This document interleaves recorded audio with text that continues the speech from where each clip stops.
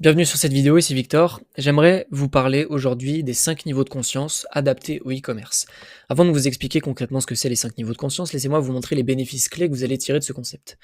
D'abord, appliquer les 5 niveaux de conscience pour le marketing de votre marque, ça va vous permettre déjà de maximiser les conversions avec un message adapté. Ok. Ensuite, ça va vous permettre d'optimiser vos ressources marketing, vos ressources publicitaires, développer de meilleurs ads, plus adaptés. Également, améliorer la lifetime value des clients, créer des campagnes ads, email personnalisées, même du contenu personnalisé, et réduire le coût d'acquisition client. On va voir ensemble comment. Donc concrètement, les 5 niveaux de conscience, les 5 niveaux de conscience, oui, 5 étapes de parcours d'achat, c'est la même chose. Ça se divise en 5 étapes donc. Unaware, problem aware, solution aware, product aware, most aware. On part du unaware. C'est une personne qui n'a aucune conscience de son problème. Donc, admettons, on va prendre un exemple très concret pour cette vidéo. On va prendre l'exemple d'une marque que j'aime bien, qui est un ami. Tu passes par là, Loïc. Birouchi.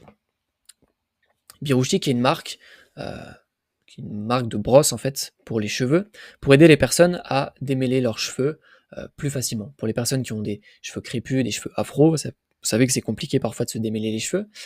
Cette brosse est faite pour vos cheveux crépus, vos cheveux afro, et démêler vos cheveux très rapidement. Donc, ce produit, d'accord, s'adresse aux personnes qui ont du mal à démêler leurs cheveux, d'accord. Donc, si on repart ici, il y a des personnes qui ont du mal à démêler leurs cheveux, mais n'ont aucune conscience du problème. Le problème étant, si vous n'arrivez pas à démêler vos cheveux, c'est parce que la santé de vos cheveux ou la brosse n'est pas adaptée. Mais il y a des personnes qui ne sont pas conscientes de ça, d'accord. Donc ces personnes-là sont unaware. Si on prend un exemple concret, que j'ai noté là, typiquement non consciente, ça va être Camille qui galère tous les matins en fait avec ses cheveux, mais elle pense que c'est normal, elle pense qu'il n'y a pas vraiment de solution, que toutes les personnes qui ont des cheveux afro, crépus, galèrent à démêler leurs cheveux le matin. Elle n'a jamais entendu de solution comme la brosse Birouchi, et donc ne connaît pas le produit, ne connaît pas qu'il existe des solutions, elle ne connaît pas son problème, elle est unaware, d'accord. Ensuite, les personnes problem aware. Donc, typiquement, ça va être une personne, encore une fois, Camille, qui commence à se demander pourquoi toutes les brosses qu'elle utilise elles sont inefficaces. Et elle sent qu'il y a une solution qui doit exister, mais c'est pas exactement quoi chercher en fait. C'est pas exactement qu'est-ce qu'elle doit taper sur Google, mais elle a conscience de son problème. Elle sait que c'est pas normal de tous les matins passer 30 minutes à se brosser les cheveux. D'accord. Ça, c'est problem aware. C'est quelqu'un qui a conscience de son problème. Et ensuite, on a solution aware. Solution aware, donc c'est quelqu'un qui connaît les solutions aux problèmes. Encore une fois, on va reprendre Camille.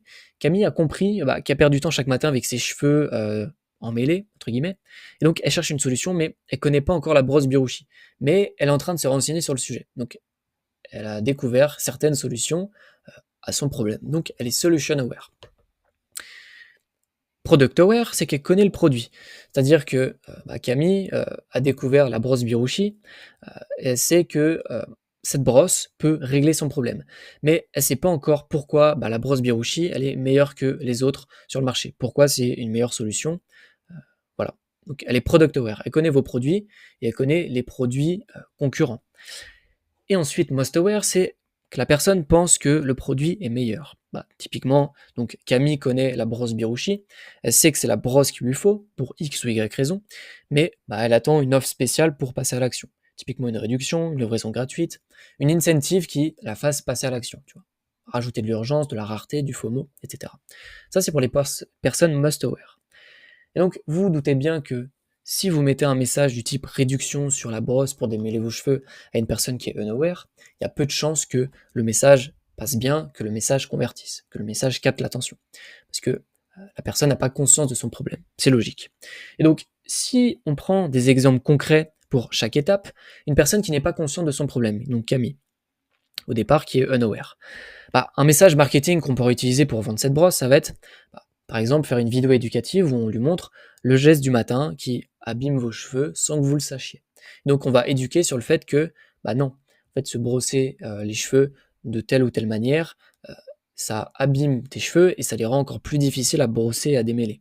Ça, c'est un message pour les personnes unaware. Si la personne est problem aware, on pourrait utiliser un message du type savez-vous que les brosses classiques cassent vos cheveux et aggravent les nœuds et accentuent la difficulté à démêler vos cheveux. Et là, on fait découvrir la brosse Birushi. Ça va être pour les personnes qui sont problem aware. Et ensuite, si on passe sur du solution aware, donc ici, on va par exemple proposer un message du type la brosse anti-nœud qui vous fait gagner 10 minutes chaque matin et qui protège vos cheveux et vous assure un démêlage rapide et sans effort. Là, on parle aux personnes qui connaissent le problème et qui découvrent les solutions, solution aware. Ok. Et ensuite, conscient de la solution. Quel message on peut utiliser? On utilise un message du type la seule brosse avec des picots flexibles, brevetés, qui démêlent en douceur, même les cheveux les plus compliqués.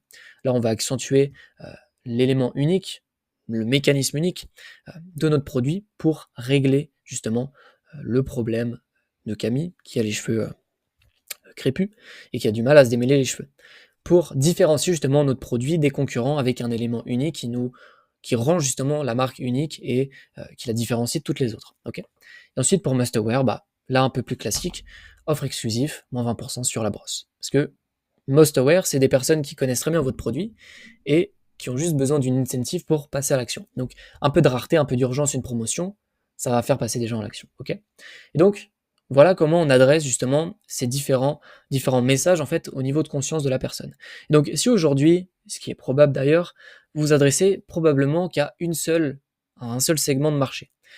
À noter que la différence entre unaware et problem aware, elle est un peu poreuse. C'est souvent une personne qui est unaware et également problem aware. Okay, il n'y a pas de distinction propre et délimitée.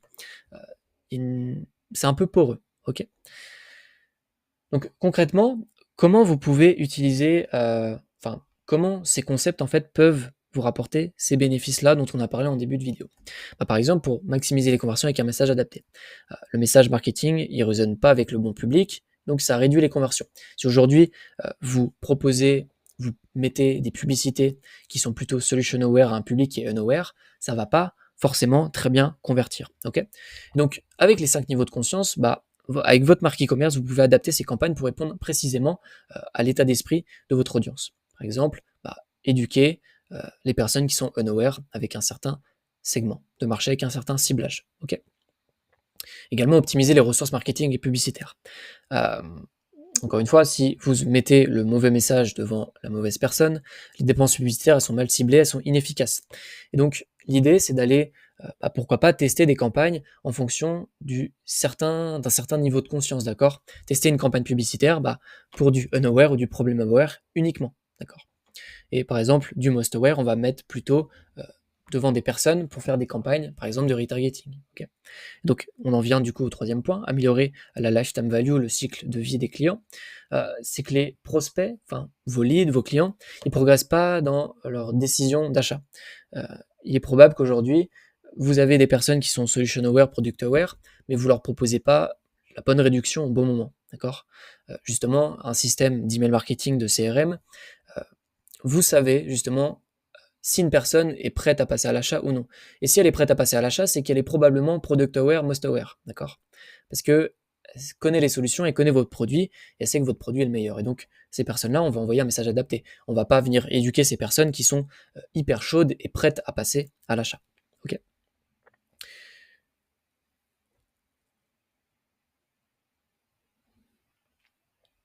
Également, ce niveau de conscience, ça peut vous permettre d'anticiper quels seront les prochains problèmes de votre cible. Par exemple, une personne qui va résoudre du coup ce problème de cheveux démêlés, vous pouvez anticiper que en se brossant les cheveux, en démêlant ses cheveux, la brosse va se salir ou s'abîmer. Et donc, cette personne-là va rencontrer ce problème au bout d'un moment en ayant acheté la brosse.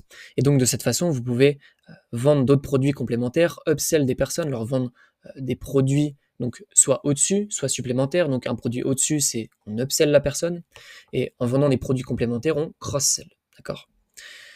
Et donc, une personne qui va se démêler les cheveux tous les matins, la brosse va s'abîmer, va se salir, par exemple.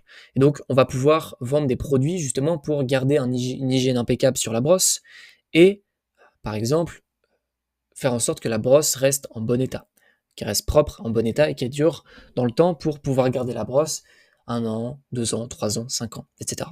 Et donc on vient anticiper les prochains problèmes du prospect, du client, pour lui vendre d'autres produits et l'aider encore une fois à résoudre ses problèmes. Et même après ce problème-là, après avoir réglé ce problème de longévité et de propreté de la brosse, la personne peut rencontrer encore d'autres problèmes. Par exemple, elle a du mal à se coiffer le matin. Ok, elle se démêle les cheveux, mais elle a des problèmes pour... elle a des problèmes, pardon, pour elle a des problèmes pour se coiffer. Donc, qu'est-ce qu'on peut proposer à cette personne qui a du mal à se coiffer le matin? Bah, par exemple, une cire, si c'est un homme, une cire pour peut-être se coiffer, ou alors des guides pour tester différentes coiffures, ou proposer justement, aller chercher des partenariats, par exemple, avec des coiffeurs, pour leur proposer de faire des offres spéciales pour les clients, pour les aider à faire, je sais pas, un lissage brésilien, ce genre de choses. Je m'y connais pas très bien en coiffure, mais vous voyez l'idée.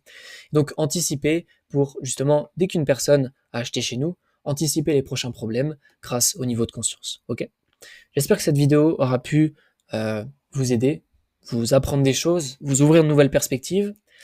Je vous dis à bientôt, c'était Victor, abonnez-vous et passez une bonne journée. Ciao.